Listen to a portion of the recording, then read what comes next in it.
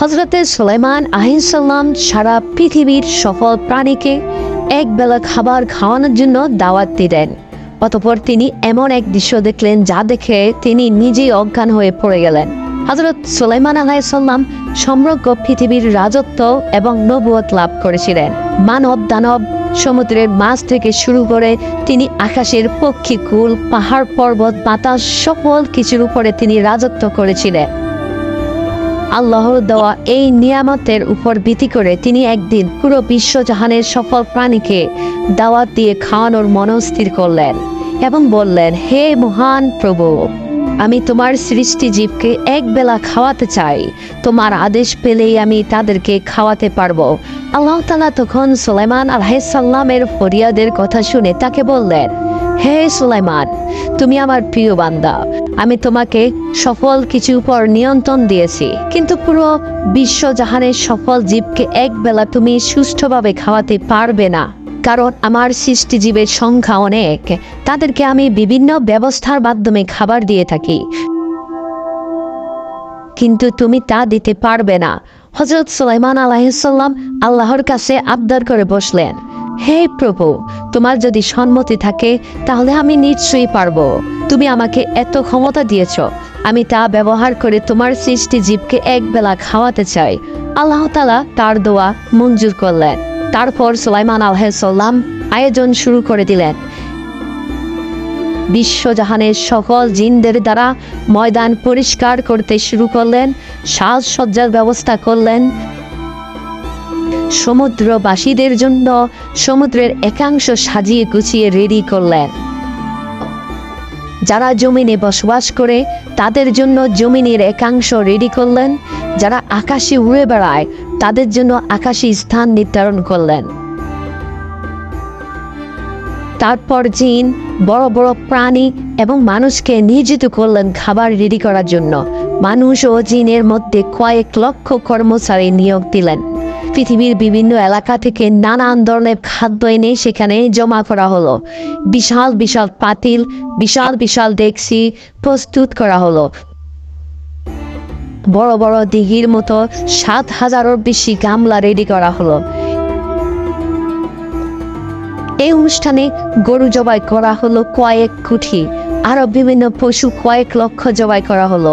ঠিক একইভাবে পাহাড়ের মতো স্তূপ করে খাদ্য জমা করা হয়েছিল বড় বড় মাঠে। দীর্ঘ ৮ মাস প্রস্তুতির পর শুরু হলো রান্না ও খাদ্য তৈরির কাজ।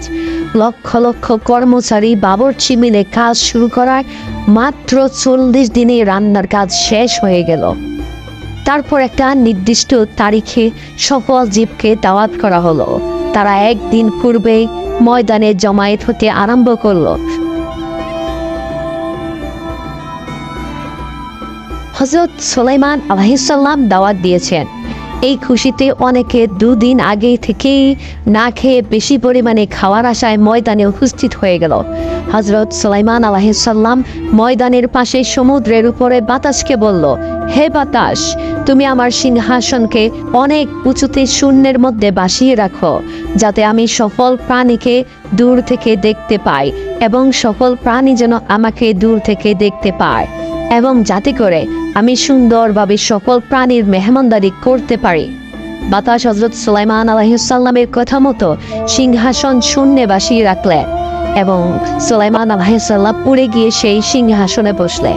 অতঃপর সর্বপ্রথম মেহমান হিসাবে সমুদ্র থেকে দানব আকৃতির এক তিনি এসে বলল, হে আল্লাহর নবী, আপনার দাওয়াত পেয়ে আমি এখানে এসেছি। প্রতিদিন মহান আল্লাহ সূর্য উদয়ের পূর্বে আমাকে খাবার দিয়ে থাকেন, কিন্তু আজ আল্লাহ আমাকে বলেছেন আমি যেন আপনার মেহমান হয়ে আপনার কাছ থেকে খাবার খাই। অতএব ক্ষুধার খুব যন্ত্রণায় আছি। সূর্য উঠে পড়েছে, আমাকে দ্রুত খাবার দিন। হযরত সুলাইমান আলাইহিস সালাম বলল, একটু থামো, আমার সফল মেহমানরা আসুক, সবাইকে একত্রে খাবার দেব। তখন সেই দানব আকৃতির তিমিটি বলল, হে সুলাইমান নবী, ততক্ষণ আমার ধৈর্য থাকবে না। হে নবী, এখনই যদি আমাকে কিছু দেন তাহলে খাবো, আর না হয় আমি খালি পেটে ফিরে যাব। তখন হযরত সুলাইমান আলাইহিস সালাম ভেবে দেখলেন, এই মুহূর্তে এই মাছকে খাবার না দিলে সে হয়তো খালি পেটে চলে যাবে, এতে তার বদনাম হবে। তার চেয়ে আগে বাগে খাবার দিয়ে বিদায় করে দেওয়াটাই ভালো। তাই তিনি তিমি মাছকে বললেন, ঠিক আছে, তোমাকে খাবার দিচ্ছি, আমার এখানে বহু খাবার রয়েছে, তুমি পেট ভরে সেখান থেকে খেয়ে নাও। সমুদ্রের প্রাণীদের জন্য আমি আলাদা খাবারের স্তূপ করেছি। অতঃপর মাছটি এই বিশাল ময়দান থেকে যত খাবার আছে তা তার এক লোকমায় গিলে ফেলল। তারপর চিৎকার দিয়ে বলল, হে নবী সুলাইমান, আমার খিদা এখনো নিবারণ হয় নাই, আর কোথায় কি খাবার আছে আমাকে দাও। মহান আল্লাহ এইরকম 3 লোকমা খাবার আমাকে প্রতিদিন দিয়ে থাকেন। আজকে তোমার এখানে আরো বেশি খাবার পাবো বলে আশা করে এসেছি, এখন মাত্র 1 লোকমা খাবার দিলে তুমি, কিন্তু বাকি খাবার কোথায়? তারপর হযরত সুলাইমান আলাইহিস সালাম এই দৃশ্য দেখে বেহুশ হয়ে সিংহাসন থেকে পড়ে গেলেন, কেননা সমুদ্রের সকল প্রাণীদের জন্য তিনি এই খাবার জমা করেছেন, যা একটি মাত্র তিমি মাছ 1 লোকমায় খেয়ে ফেলল। আল্লাহু আকবার। হযরত সুলাইমান আলাইহিস সালাম বাসবান সিংহাসনের থেকে নিচে পড়ে গেলেন এবং জ্ঞান হারিয়ে কয়েক ঘন্টা পড়ে রইলেন। এদিকে মেহমান বিন্দু ক্ষুধার্ত অবস্থায় কষ্ট পাচ্ছিল। অতঃপর কয়েকজন জিন এসে মহান নবীকে উঠিয়ে দিলেন। জ্ঞান ফিরে আসার পর তিনি সাথে সাথে সিজদায় পড়ে গেলেন, আল্লাহর দরবারে আরজ করলেন, হে দয়াময় প্রভু, এই বেজ্জতি থেকে তুমি ছাড়া আর কেউ আমাকে রক্ষা করতে পারবে না। হে আল্লাহ, আমি ভুল করেছি, তুমি আমাকে এই অপরাধের জন্য ক্ষমা করে দাও। নিঃসন্দেহে সকল প্রাণীর একমাত্র রিজিকের মালিক তুমি। আমি এত বড় সাম্রাজ্যের অধিপতি হয়ে এত খাদ্য সংগ্রহ করেও মাত্র একটি জীবের 1 বেলা খাবার আমি দিতে পারি নাই।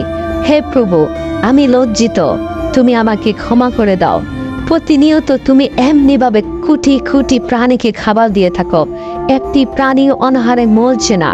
অতএব তোমার কুদরত সীম, যাহা বোঝার ক্ষমতা আমার নেই। আমার এই অবাঞ্ছিত আশা করা ছিল মহা অন্যায়, যা আমি নিজ জ্ঞান থেকে বুঝতে পেরেছি। এখন তুমি আমাকে ক্ষমা না করলে আমি এই সিজদা থেকে মাথা উত্তোলন করব না। তারপর নবী তওবা আল্লাহ তাআলা কবুল করলেন এবং ক্ষমা প্রদান করলেন। হযরত সুলাইমান আলাইহিস সালাম এই ঘটনার পরে জীবনে আর কোনোদিন লজ্জায় আকাশের দিকে তাকাননি। বাকি জীবন তিনি এমন বিনম্রভাবে